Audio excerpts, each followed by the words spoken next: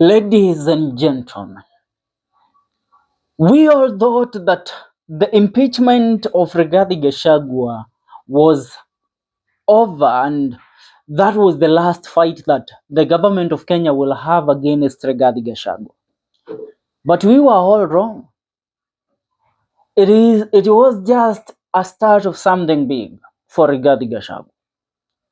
As we speak right now, a case is brewing at the Directorate of Criminal Investigation on the plot of assassination of Honorable Raila Amolo Odinga by Rigathi Gachagua, where Honorable Oscar Sudi has even fronted himself as a witness to the said plot and offered to deliver an audio as evidence and exhibit of Rigathi Gachagua plotting on the assassination of Raila Amolo Odinga in the wake of the 2023 demonstration.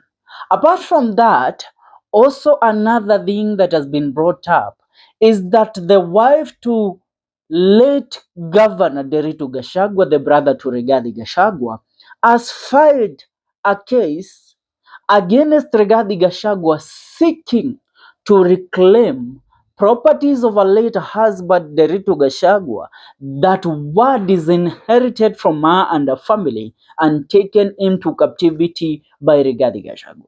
And this has led to the Kenya Revenue Authority taking a step of freezing properties that are believed to be owned by Rigathi Gachagua until the cases and investigations are done. A letter has been circulating on social media. Widows plea for justice. Margaret Karungaro Derito demands the return of Our Life Gardens, Vipingo Beach, and Queensgate Serviced Apartments. How Rigathi Gachagua auctioned these properties from his own family, nobody knows. I want to read this letter. The Director General, Kenya Assets Recovery Authority, KARA, PO Box 61194-0020, Nairobi, Kenya. Date the 3rd of February 2025. Dear Sir or Madam, reference request for the recovery of fraudulent acquired properties. I am Margaret Karungaru Deritu, the widow of the late James Deritu Gachagua, former Nyeri governor. I write to request the Kenya Asset Recovery Agency's intervention in recovering 3 properties: Olive Gardens, Vipingo Beach Resort, and the Queen's Gate Serviced Apartments and Spa, which were unlawfully acquired by the impeached former Deputy President Geoffrey Rigathi Gachagua. While I was the rightful heir to my late husband's estate, the former Deputy President, who was entrusted with the management of the estate, misappropriated funds meant for me and my children. These funds were instead used to purchase the properties listed above, deprived my family of the inheritance that rightfully belonged to us. During this time, my children and I were under immense duress with limited ability to defend our rights. As a result, we were denied rightful access to the estate's resources, and the assets we inherited were unlawfully diverted for personal gain. Given these circumstances, I respectfully request that the Kenya Asset Recovery Authority, Recovery Agency, conduct an investigation into these transactions and take the necessary actions to recover the properties for the benefit of my children and me. These assets were acquired fraudulently and should be returned to their rightful owners. Thank you for your attention to this important matter. I look forward to your assistance in recovering what is rightfully ours. Yours faithful signature, Margaret Karungaro Deritu, widow of late James Deritu Gachagua, former governor of Nyeri County. That is the letter that the wife, the widow to late governor of Nyeri County wrote to the Assets Recovery Authority. Apart from that, as of today, which is today is on date what? Today is on date 17th. Today is on date 19th. We are being told that a reply has been given by the Kenya Revenue Authority in regards to the request that was made by the wife to late Deritu Rigathi Gachagua. Deritu Gachagua. Now listen, Kenya Raven, Times Towers, evening, Haile Selassie Avenue, PO Box 48240 00100, Nairobi, Kenya. Kenya Asset Recovery Agency, 22nd floor UAP, Old Mucho Towers, Upper Hill, Nairobi, Kenya. To all banks and financial institutions. Attention, Managing Director, CEO, dear sir or madam. Agency notice. Reference, freezing of accounts of Honorable Rigathi Gachagua pending investigation. Now listen, this notice serves to inform you that due to an ongoing investigation by the Kenya Asset Recovery Agency KARA regarding fraudulent acquisition of property, all accounts and assets leaked to Honorable Geoffrey Rigathi Gachagua indicated by ID number 844630 must be frozen immediately. The freezing of the accounts is a precautionary measure in light of the sensitive nature of this matter currently under investigations. Please ensure no transactions are processed for the accounts until further notice. Kindly confirm receipt of this notice and that the necessary action have been taken. For further inquiries, contact the Kenya Revenue Authority. Yeah. Thank you for your prompt attention to this matter. Yours faithfully, signature Honorable Deritu Mureithi, Director General, Kenya Revenue Authority. Remember, Deritu Mureithi, the former governor of Laikipia County, is the current KRA, the board of, CEO of KRA, the director of KRA.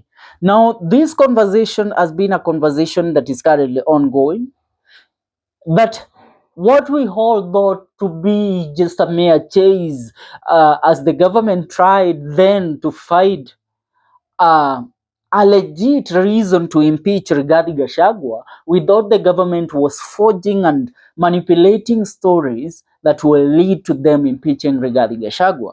But as of right now, the family of late Deritu Rigathi Gachagua, the brother of Rigathi Gachagua, who was the first governor of Nyeri County, who entrusted Rigathi Gachagua with his estate, it is believed, as the wife, the widow says, Rigathi Gachagua misappropriated the funds and transferred properties that were supposed to be inheritance for her and her children. He changed the inheritance and made those property his. And that is why she has taken a step of moving to seek the Kenya Authority Recovery Agency to recover the Vipingo Beach, the Queensgate Service and Spa apartments, and also the other apartments. What was their name?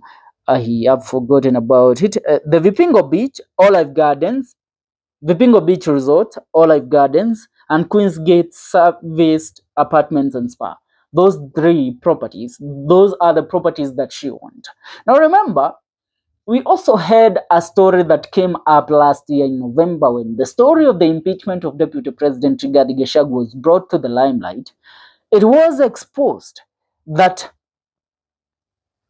the son to late Governor Deritu Gachagua, who was the firstborn son, is currently serving a 20-year sentence in prison. Reason being, he refused to be disinherited from his father's property by Rigathi Gachagua. So he opposed Rigathi Gachagua from taking over the properties that belonged to his father. I want to read to you about a certain statement that was leaked and that was published by the Nairobian. Word is that if you want to be seen with the former DP at his Wamunyoro residence, you better show up with cold, hard cash. Sources disclose that Gema MPs are coughing up Kenya shillings 500,000, MCAs 150,000, and senators a cool 650,000 just to get an audience at a carefully staged photo op with the former DP. The discontent is already growing, with some elected leaders grumbling that the DP has turned his official residence into high-stakes toll booth. The question is, with 2027 on the horizon, will Rigiji has enough resources if he is already doing fundraisers? Is all not what it seems with Rigiji's well? That is why we are asking ourselves a question.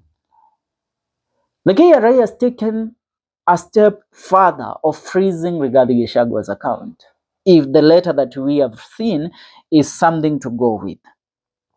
So the question that we have, is it true that this man disinherited the late Deritu Gachagua's widow from her property and took over what was meant to be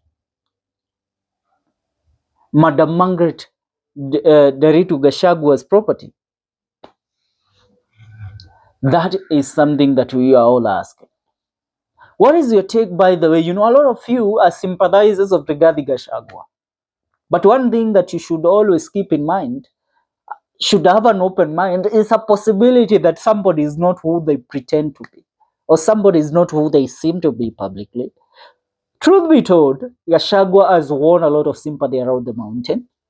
This might also be a wild card that is being played to make him immobile, to make him financially unstable, so that he cannot continue funding and keeping up his political activities. What is your take, by the way? Leave a comment on the comment section. This is the Kenyan Daily Report. Make sure you subscribe.